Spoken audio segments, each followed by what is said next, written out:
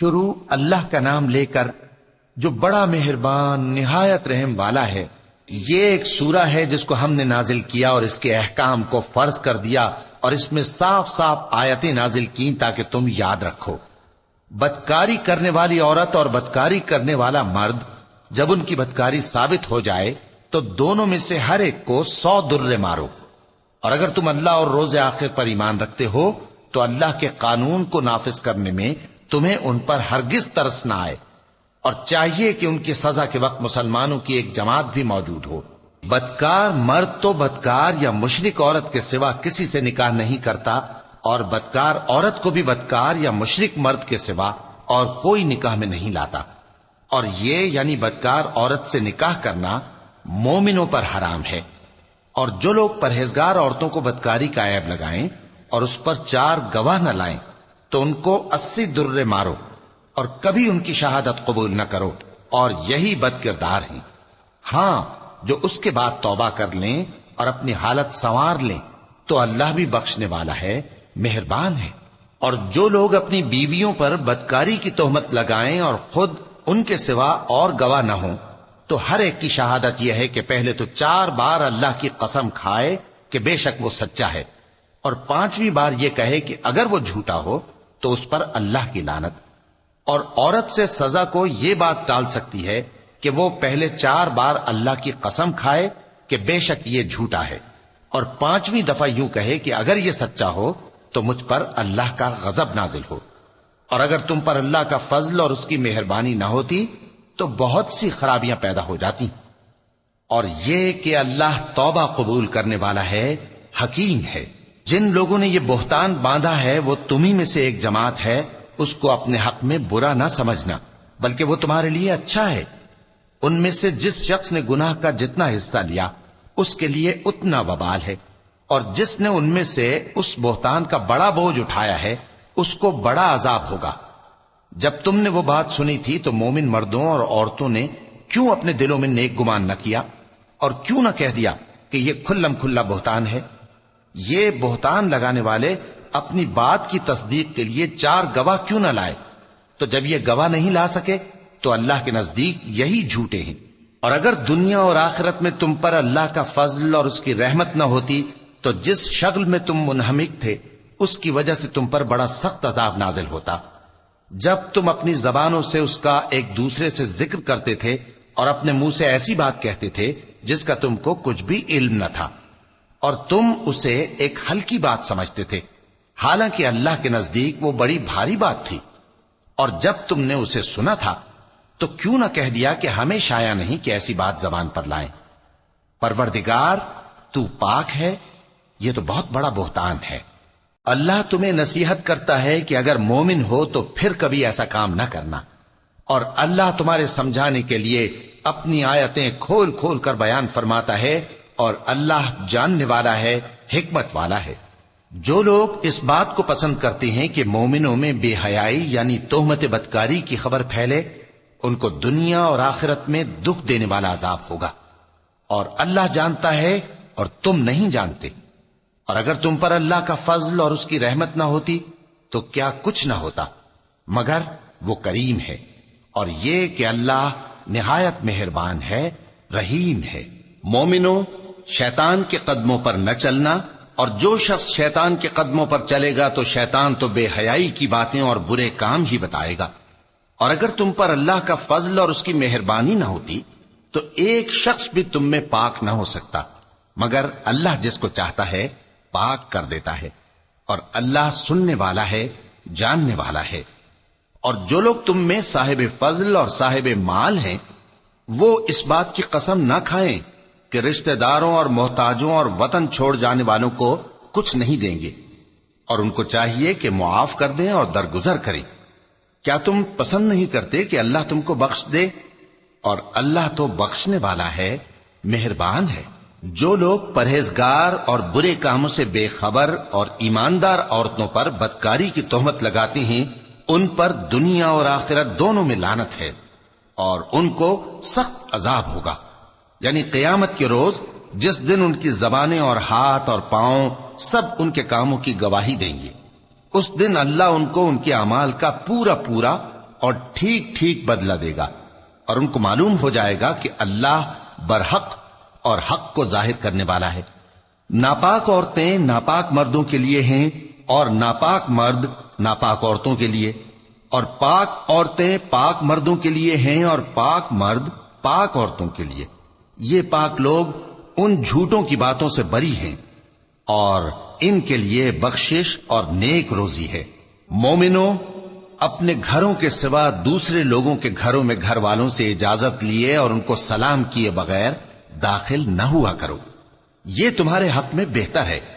اور ہم یہ نصیحت اس لیے کرتے ہیں کہ شاید تم یاد رکھو۔ پھر اگر تم گھر میں کسی کو موجود نہ پاؤ تو جب تک تم کو اجازت نہ دی جائے اس میں مت داخل ہو، اور اگر یہ کہا جائے کہ اس وقت لوٹ جاؤ تو لوٹ جایا کرو،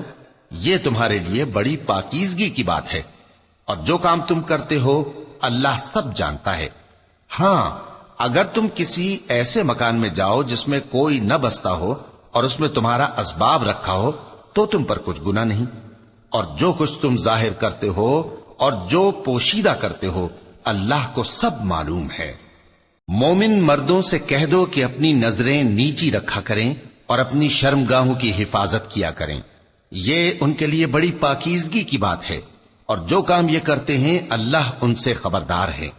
اور مومن عورتوں سے کہہ دو کہ وہ بھی اپنی نگاہیں نیچی رکھا کریں اور اپنی شرمگاہوں کی حفاظت کیا کریں، اور اپنی آرائش یعنی زیور کے مقامات کو ظاہر نہ ہونے دیا کریں مگر جو اس میں سے کھلا رہتا ہو، اور اپنے سینوں پر اوڑھنیاں اوڑھے رہا کریں، اور اپنے خاوند اور باپ اور خسر اور بیٹوں اور خاوند کے بیٹوں اور بھائیوں اور بھتیجوں اور بھانجوں اور اپنی جیسی مومن عورتوں اور لونڈی غلاموں کے سوا نیز ان خدام کے جو عورتوں کی خواہش نہ رکھیں، یا ایسے لڑکوں کے جو عورتوں کے پردے کی چیزوں سے واقف نہ ہوں۔ غرض ان لوگوں کے سوا کسی پر اپنی زینت اور سنگھار کے مقامات کو ظاہر نہ ہونے دیں، اور اپنے پاؤں ایسے طور سے زمین پر نہ مارے کہ جھنکار کانوں میں پہنچے اور ان کا پوشیدہ زیور معلوم ہو جائے۔ اور مومنوں، سب اللہ کے آگے توبہ کرو تاکہ فلاح پاؤ، اور اپنی قوم کی بیوہ عورتوں کے نکاح کر دیا کرو، اور اپنے غلاموں اور لونڈیوں کے بھی جو نیک ہوں نکاح کر دیا کرو۔ اگر وہ مفلس ہوں گے تو اللہ ان کو اپنے فضل سے غنی کر دے گا، اور اللہ بہت وسعت والا ہے، سب کچھ جاننے والا ہے۔ اور جن کو بیاہ کا مقدور نہ ہو وہ پاک دامنی کو اختیار کیے رہیں یہاں تک کہ اللہ ان کو اپنے فضل سے غنی کر دے۔ اور جو غلام تم سے مکاتبت یعنی مال دے کر پروانہ آزادی کی تحریر چاہیں، اگر تم ان میں صلاحیت اور نیکی پاؤ تو ان سے مکاتبت کر لو، اور اللہ نے جو مال تم کو بخشا ہے اس میں سے ان کو بھی دو۔ اور اپنی باندیوں کو اگر وہ پاک دامن رہنا چاہیں تو دنیاوی زندگی کے فوائد حاصل کرنے کے لیے بدکاری پر مجبور نہ کرنا، اور جو ان کو مجبور کرے گا تو ان بیچاریوں کے مجبور کیے جانے کے بعد اللہ بخشنے والا ہے، مہربان ہے۔ اور ہم نے تمہاری طرف روشن آیتیں نازل کی ہیں، اور جو لوگ تم سے پہلے گزر چکے ہیں ان کی خبریں اور پرہیزگاروں کے لیے نصیحت۔ اللہ آسمانوں اور زمین کا نور ہے، اس کے نور کی مثال ایسی ہے کہ گویا ایک طاق ہے جس میں ایک چراغ ہے، اور چراغ ایک قندیل میں ہے، اور قندیل ایسی صاف شفاف ہے کہ گویا موتی کا سا چمکتا ہوا تارا ہے۔ اس میں ایک مبارک درخت کا تیل جلایا جاتا ہے یعنی زیتون کا، کہ نہ مشرق کی طرف ہے نہ مغرب کی طرف۔ ایسا معلوم ہوتا ہے کہ اس کا تیل خواہ آگ اسے نہ بھی چھوئے جلنے کو تیار ہے، بڑی روشنی پر روشنی ہو رہی ہے۔ اللہ اپنے نور سے جس کو چاہتا ہے سیدھی راہ دکھاتا ہے، اور اللہ جو مثالیں بیان فرماتا ہے تو لوگوں کے سمجھانے کے لیے، اور اللہ ہر چیز سے واقف ہے۔ وہ قندیل ان گھروں میں ہے جن کے بارے میں اللہ نے ارشاد فرمایا ہے کہ بلند کیے جائیں اور وہاں اللہ کے نام کا ذکر کیا جائے، اور ان میں صبح و شام اس کی تسبیح کرتے ہیں۔ ایسے لوگ جن کو اللہ کے ذکر اور نماز پڑھنے اور زکوٰۃ دینے سے نہ سوداگری غافل کرتی ہے نہ خرید و فروخت، وہ اس دن سے جب دل خوف اور گھبراہٹ کے سبب الٹ جائیں گے اور آنکھیں اوپر چڑھ جائیں گی ڈرتے ہیں، تاکہ اللہ ان کو ان کے اعمال کا بہت اچھا بدلہ دے اور اپنے فضل سے زیادہ بھی عطا فرمائے، اور اللہ جس کو چاہتا ہے بے حساب رزق دیتا ہے۔ اور جن لوگوں نے کفر کیا ان کے اعمال کی مثال ایسی ہے جیسے میدان میں ریت کہ پیاسا اسے پانی سمجھے، یہاں تک کہ جب اس کے پاس آئے تو اسے کچھ بھی نہ پائے، اور اللہ ہی کو اپنے پاس دیکھے تو وہ اسے اس کا حساب پورا پورا چکا دے، اور اللہ جلد حساب کرنے والا ہے۔ یا ان کے اعمال کی مثال ایسی ہے جیسے گہرے سمندر میں اندھیرے جس پر لہر چڑھی چلی آتی ہو اور اس کے اوپر اور لہر آ رہی ہو اور اس کے اوپر بادل ہو، غرض اندھیرے ہی اندھیرے ہوں، ایک پر ایک چھایا ہوا، جب اپنا ہاتھ نکالے تو کچھ نہ دیکھ سکے۔ اور جس کو اللہ روشنی نہ دے اس کو کہیں بھی روشنی نہیں مل سکتی۔ کیا تم نے نہیں دیکھا کہ جو لوگ آسمانوں اور زمین میں ہیں اللہ کی تسبیح کرتے رہتے ہیں، اور پر پھیلائے ہوئے پرندے بھی،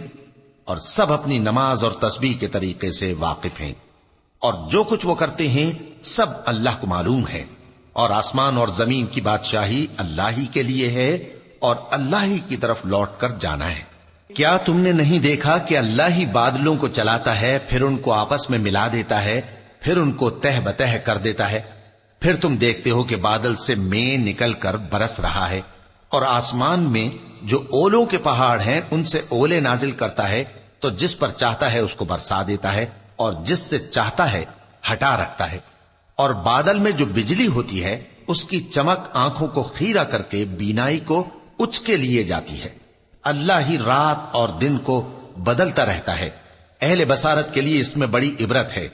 اور اللہ ہی نے ہر چلنے پھرنے والے جاندار کو پانی سے پیدا کیا، تو ان میں سے بعض ایسے ہیں کہ پیٹ کے بل چلتے ہیں، اور بعض ایسے ہیں جو 2 پاؤں پر چلتے ہیں، اور بعض ایسے ہیں جو 4 پاؤں پر چلتے ہیں۔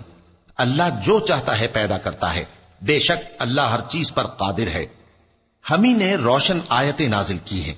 اور اللہ جس کو چاہتا ہے سیدھے راستے کی طرف ہدایت کرتا ہے۔ اور بعض لوگ کہتے ہیں کہ ہم اللہ پر اور رسول پر ایمان لائے اور ان کا حکم مان لیا، پھر اس کے بعد ان میں سے ایک فریق پھر جاتا ہے، اور یہ لوگ صاحب ایمان ہی نہیں ہیں۔ اور جب ان کو اللہ اور اس کے رسول کی طرف بلایا جاتا ہے تاکہ پیغمبر ان کا قضیہ چکا دیں، تو ان میں سے ایک فریق منہ پھیر لیتا ہے، اور اگر ان کو حق ملتا ہو تو اس کی طرف قبول کر کے چلے آتے ہیں۔ کیا ان کے دلوں میں بیماری ہے، یا یہ شک میں ہیں، یا ان کو یہ خوف ہے کہ اللہ اور اس کا رسول ان پر ظلم کریں گے؟ نہیں، بلکہ یہ خود ہی ظالم ہیں۔ مومنوں کی تو یہ بات ہے کہ جب اللہ اور اس کے رسول کی طرف بلائے جائیں تاکہ وہ ان میں فیصلہ کریں، تو کہیں کہ ہم نے حکم سن لیا اور مان لیا، اور یہی لوگ فلاح پانے والے ہیں۔ اور جو شخص اللہ اور اس کے رسول کی فرما برداری کرے گا اور اس سے ڈرے گا اور اس کا تقوی اختیار کرے گا، تو ایسے ہی لوگ مراد کو پہنچنے والے ہیں۔ اور یہ اللہ کی سخت سخت قسمیں کھاتے ہیں کہ اگر تم ان کو حکم دو تو سب گھروں سے نکل کھڑے ہوں۔ کہہ دو کہ قسمیں مت کھاؤ، پسندیدہ فرما برداری درکار ہے، بے شک اللہ تمہارے سب اعمال سے خبردار ہے۔ کہہ دو کہ اللہ کی فرما برداری کرو اور رسول کے حکم پر چلو، اگر منہ موڑو گے تو رسول پر اس چیز کا ادا کرنا ہے جو ان کے ذمے ہے، اور تم پر اس چیز کا ادا کرنا ہے جو تمہارے ذمے ہے۔ اور اگر تم ان کے فرمان پر چلو گے تو سیدھا رستہ پالو گے، اور رسول کے ذمے تو صاف صاف پہنچا دینا ہے۔ جو لوگ تم میں سے ایمان لائے اور نیک کام کرتے رہے، ان سے اللہ کا وعدہ ہے کہ ان کو ملک کا حاکم بنا دے گا، جیسا ان سے پہلے لوگوں کو حاکم بنایا تھا، اور ان کے دین کو جسے اس نے ان کے لیے پسند کیا ہے مستحکم و پائیدار کرے گا، اور خوف کے بعد ان کو امن بخشے گا۔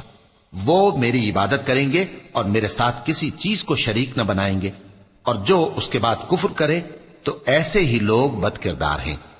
اور نماز پڑھتے رہو اور زکوٰۃ دیتے رہو اور پیغمبر کے فرمان پر چلتے رہو تاکہ تم پر رحمت کی جائے۔ اور ایسا خیال نہ کرنا کہ کافر لوگ ہم کو زمین میں مغلوب کر دیں گے، ان کا ٹھکانہ دوزخ ہے، اور وہ بہت برا ٹھکانہ ہے۔ مومنوں،